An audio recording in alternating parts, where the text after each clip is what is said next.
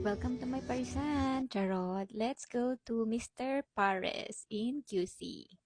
Napaka-trending ng parisan na to and nakita ko yung vlog ni Chef RV kaya na-curious kami. So since kaya gaya kami, crispy pata overload yung in-order namin. Dito naman kayo order. Yung order namin na crispy pata overload is 10 to 15 minutes pa. So pag na-receive nyo siya is talagang bagong luto. Malawak yung restaurant nila sa loob at meron din silang mga table sa labas. Medyo mainit nga lang pero well ventilated naman at marami ding malalaking electric fan.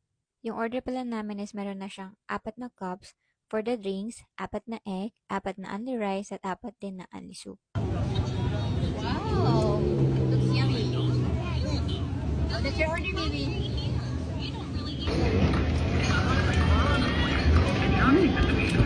Harapin mo laklak.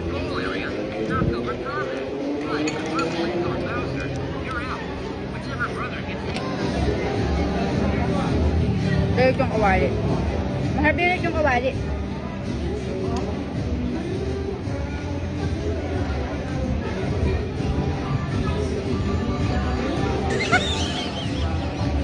Ang crunchy.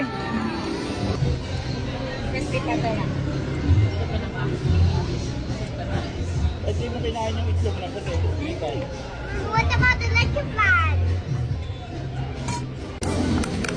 Wow! Look at that baby. Oh, it's so yummy. Yeah, it looks really yummy. Yeah. Basta kumain ka na sa Royal. How is it? Yummy. Yummy?